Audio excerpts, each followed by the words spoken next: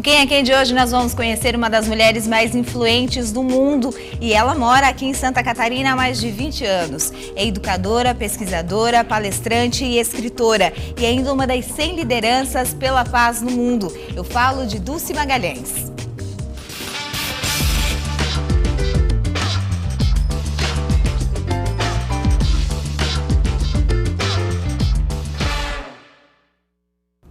Quem é Quem diferente, mostrando mais uma mulher de fibra, de garra aqui de Santa Catarina. Acabei descobrindo que você nasceu em Curitiba, no Paraná, mas veio logo para... Já sou manezinha da ilha. Já posso considerar uma catarinense, né, Dulce? Sim, já sou manezinha da ilha. Prazer já recebê-la. estou há 22 anos aqui em Floripa e eu amo essa terra, minha casa. Que bom, prazer recebê-la aqui no programa, na Band. Uma alegria, Leila. E eu combinei contigo antes do programa que eu ia fazer um resumo da vida, da história, da trajetória de Dulce Magalhães, porque a tua história é longa, enche uma folha inteira que ainda falta espaço.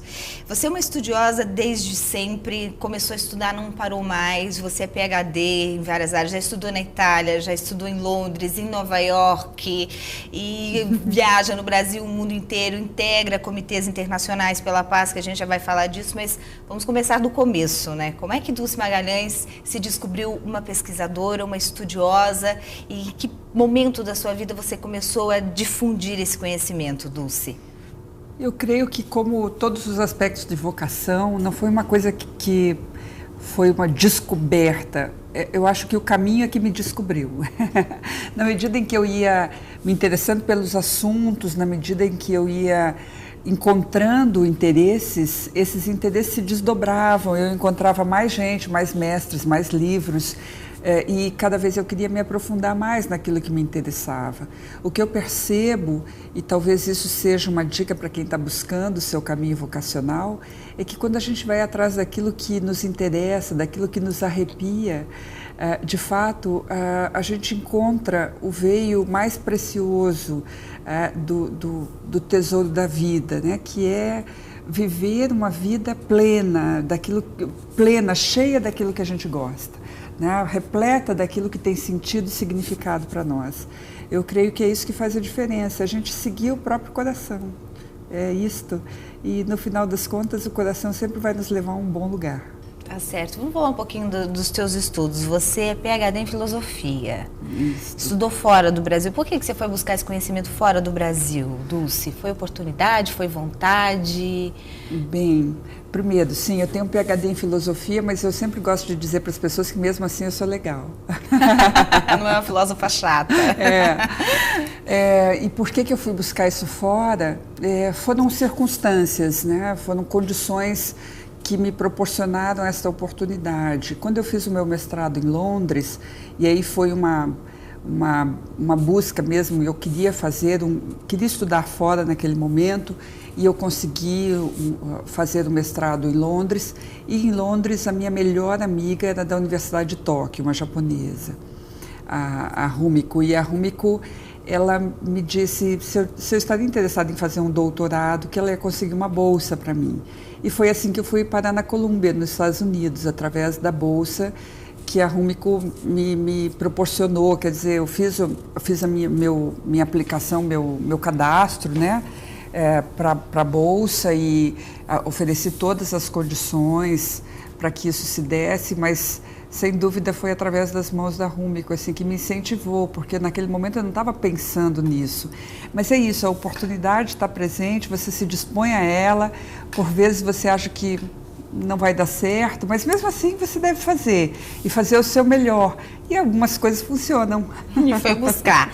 Bom, você é PhD em Filosofia pela Universidade da Colômbia, nos Estados Unidos, mestre em Comunicação Empresarial pela Universidade de Londres, na Inglaterra, pós-graduado em Marketing pela ESPM de São Paulo, especializado em Educação de Adultos pelas Universidades de Roma, na Itália, e Oxford, na Inglaterra. Meu Deus, e não parou mais, né? Representante brasileiro no Seminário de Cultura e Comunicação da Unesco, nos Estados Unidos. Aliás, você é uma das poucas brasileiras lá, né, Dulce?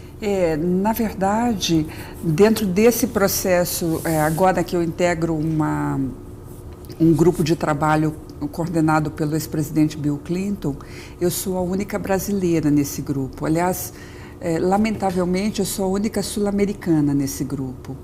Nós temos algumas pessoas da América, nós vamos ter pessoas da Costa Rica, do México, do Canadá, dos Estados Unidos, da Nicarágua e, lamentavelmente, só na América do Sul nós só vamos ter uma representante brasileira.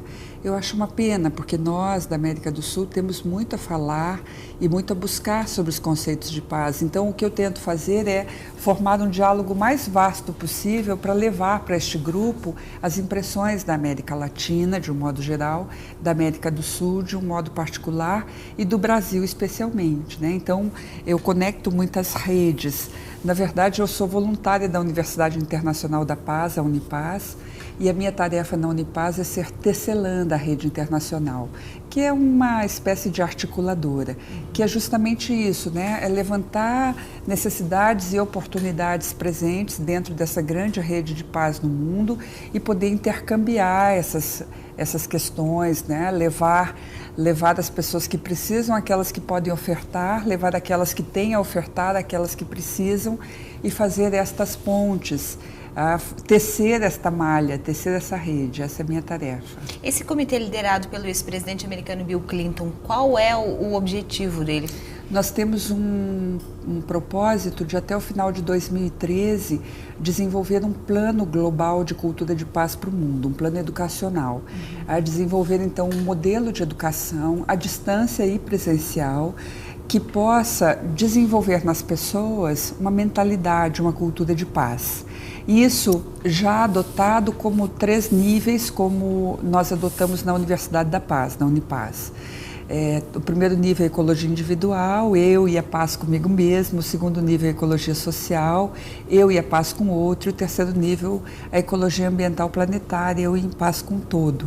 Então, estamos trabalhando isso, é um grupo multicultural, é um grupo de diversos países e de diversas origens, há grupos religiosos, há grupos acadêmicos, há grupos científicos, enfim, há gente de toda a natureza formando esse comitê, mas são todos ativistas da paz, são todas pessoas que estão há muito tempo dedicadas à causa. Então é muito rico, é muito interessante aprender com essas pessoas. Dulce, por que você é a única brasileira? A que você atribui o fato de ser a única brasileira ou a única sul-americana nesse comitê? Bom, eu creio que nós ainda não temos uma grande... nós não temos uma grande repercussão, não temos uma grande interlocução com o cenário global. Ainda não, nesta área da paz.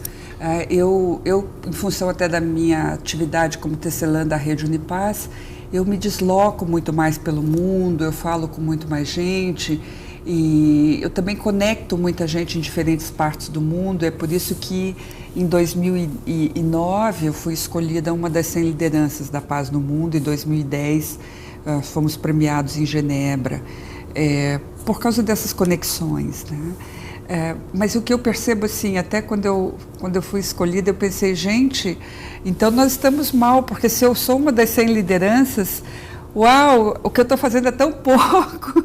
O que eu faço é basicamente mandar e-mails, colocar as pessoas em contato com as pessoas. Mas aí, com o tempo, eu acabei descobrindo que de fato, não é a quantidade da tarefa, nem a exposição exatamente, mas a qualidade dessa tarefa, né? O contato qualitativo. Quando uma ONG de paz da África me manda um e-mail, eu fico atenta para, sabe, realmente busco saber qual é a parceria mais adequada para atender aquela questão. E trazer a solução faz a diferença. Então eu percebo que é isso que nós temos que buscar, nos tornarmos solucionadores. Como buscar ser um solucionador? Dulce vai falar para a gente depois do intervalo, vai contar um pouco mais sobre a sua trajetória também e vai falar sobre os temas que ela ensina o mundo afora. Um instante só.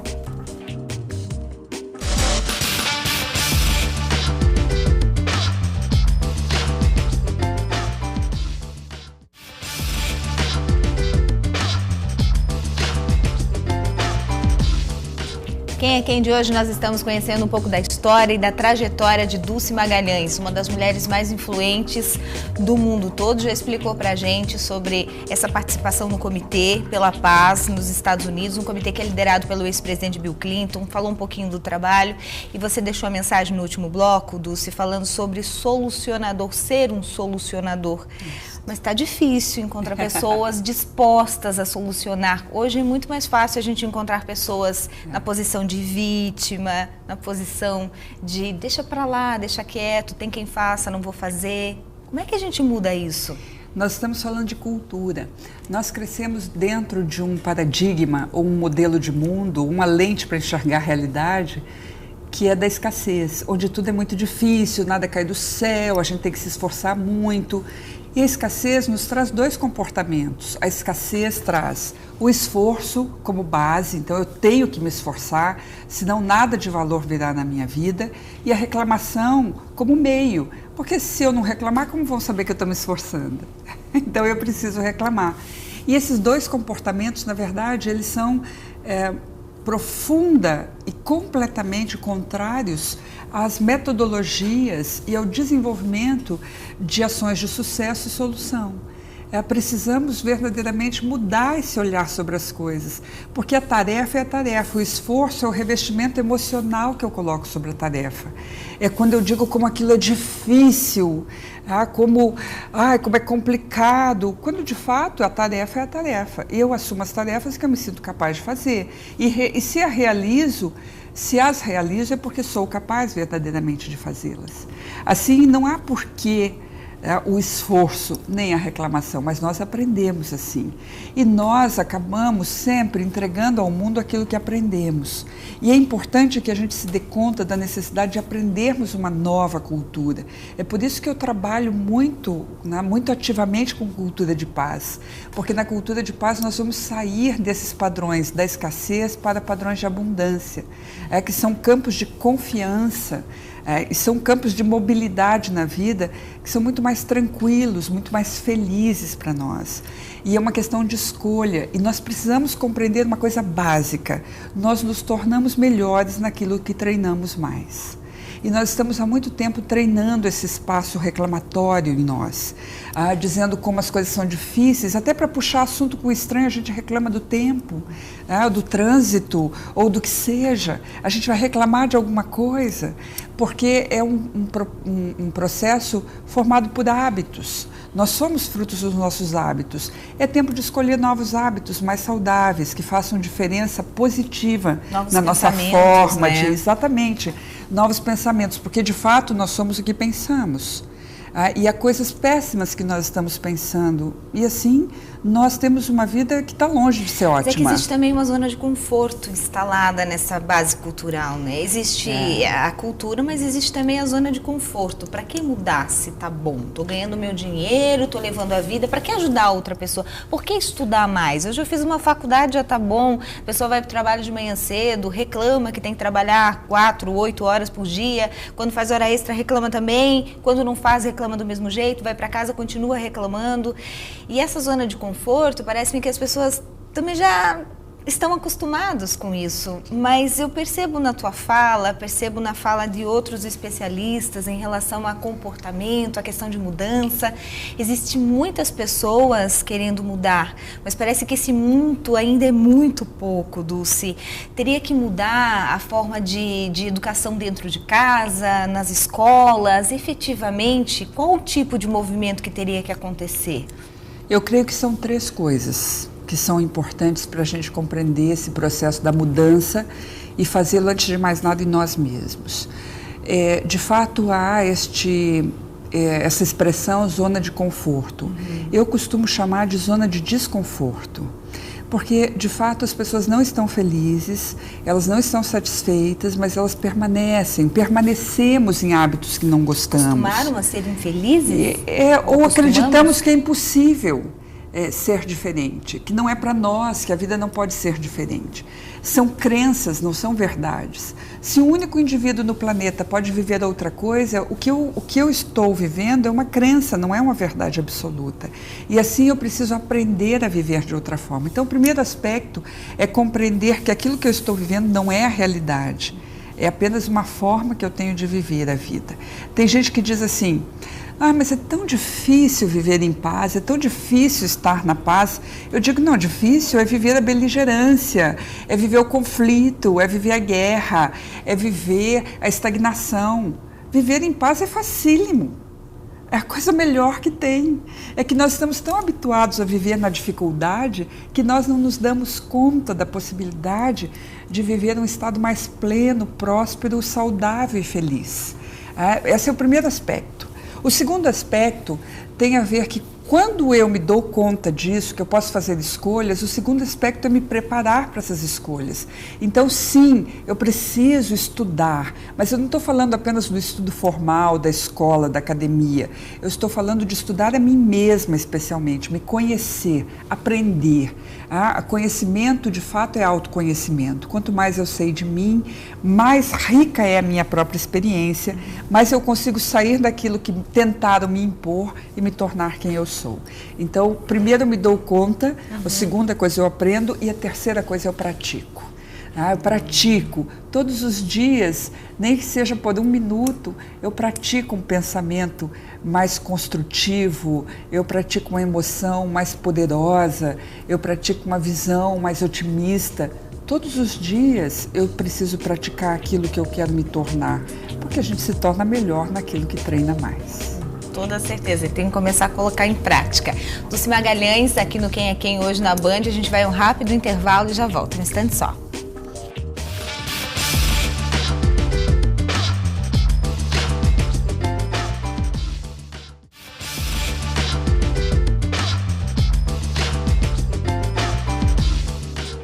Quem é Quem de hoje nós estamos conhecendo um pouco mais de Dulce Magalhães, uma entrevista sensacional e aliás passa voando, né? Daqui a pouco já terminou o programa e eu não te fiz nem metade das perguntas. Dulce, eu queria falar um pouquinho sobre os livros que você escreveu, são 12 livros. Isso. E um que ainda nem foi lançado e já está com sucesso total de vendas, né?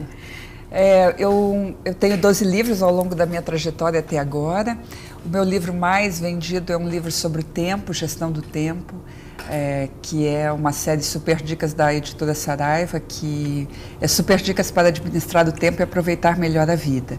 Esse também tem um audiolivro, que depois que a gente vende 30 mil, a gente passa a fazer o audiolivro. Ele já vendeu mais de 150 mil exemplares.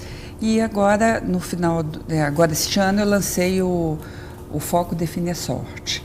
É um livro que fala sobre esse campo das escolhas, o desenvolvimento de um pensamento voltado para as questões edificantes do ser e da qualidade da construção de um sucesso que nos pertence, né? Que tem a ver com a gente mesmo. O foco, ele é o oposto da distração ou não ter foco, e a sorte é o oposto de azar, lembrando que azar é uma palavra latina que significa acaso. Então, deixar ao azar, quer dizer deixar ao acaso, sem foco, significa que a possibilidade de construirmos nossa sorte é muito pequena, porque, de fato, azar é o oposto da sorte. Então, há que escolher, há que fazer escolhas o tempo inteiro. E mesmo quando nós não escolhemos, isso já é uma escolha. Nesse momento eu estou trabalhando num outro livro. Desta vez vou me aventurar para um público muito mais jovem, entre 8 e 13 anos. É um livro que se chama, o título é Estudar é chato, aprender é que é legal. A ideia de desenvolvermos já com esses jovens uma visão de aprendizagem em que esta autodescoberta seja emocionante. E ajudar a esses jovens, a essas crianças e jovens, a despertarem para um caminho vocacional pessoal. E isso vai também se transformar num outro livro que vai ser Descubra Sua Profissão, que vai ser para um público entre 15 e 25 anos. E aí você vai atingir todos os públicos. A minha ideia é trabalhar muito fortemente esse campo da vocação, porque eu percebo que pessoas vocacionadas são felizes e, como diz a Unesco, pessoas felizes não são perigosas. Com toda certeza. Para encerrar a entrevista, vamos falar um pouquinho da paz interior, que é um dos tripés da Unipaz, que você muito bem colocou. E a paz no coletivo só vai acontecer depois da paz interior. Para ter a paz interior, tem todos aqueles princípios básicos que você já colocou na entrevista, mas tem que ter um start. Como é que o sujeito dá esse start? O que precisa acontecer na vida dele, Dulce, para de repente começar a colocar em prática, a praticar tudo isso que você já expôs aqui para a gente? Há duas formas de nós chegarmos ao caminho da paz. Uma é pela dor. Quando a dor nos convoca a uma mudança, quando a gente já não aguenta mais. E a outra é pela consciência. E a consciência é isso que a gente percebe que é outra forma de viver no mundo. Então, de uma ou de outra forma, nós todos somos convidados a fazer essa mudança. De uma ou de outra forma, nós somos convidados a amadurecer. A cultura de paz é um processo de maturidade da humanidade. E aí o convite é, de fato, nos tornarmos responsáveis, desenvolvermos a autonomia, sairmos do estado de tutoria, onde nos dizem quem nós devemos ser, para onde nós vamos, como nós vamos, e nos tornarmos responsáveis. Lembrando que a palavra responsabilidade significa habilidade para dar resposta. Tornar-se alguém que responde por si mesmo. Eu posso cometer erros, mas são os meus erros. E todos os acertos serão os meus acertos. E todos os resultados serão os meus resultados. Isso significa que a minha vida se preenche de alguma coisa que tem sentido e significado para mim. Isto gera o estado de paz. Então nós não estamos falando de acertar sempre, nem evitar o erro, não é essa a proposta. De fato, a paz é tornar-se quem se é deixar de ser quem não é. Esse é o paradoxo. A gente tem que mudar para ser quem é. Valorizar mais o ser, menos o ter. Cada vez mais as pessoas estão materialistas, né? Os filhos, as mães, os pais. Valorizar mais o ser. Um consumo mais consciente, relações mais conscientes. Mais saudáveis. Um caminho de vida mais consciente. E aí algumas coisas para nós pensarmos, algumas provocações. Gandhi nos falava de ahimsa, paz e não violência. Se nós somos favoráveis à ahimsa, se nós somos favoráveis à paz e não violência, nós temos que começar desde o primeiro gesto, o que eu compro no supermercado, como eu converso com as pessoas, como eu organizo a minha casa, de que forma eu faço o meu consumo, de que forma eu descarto o meu lixo.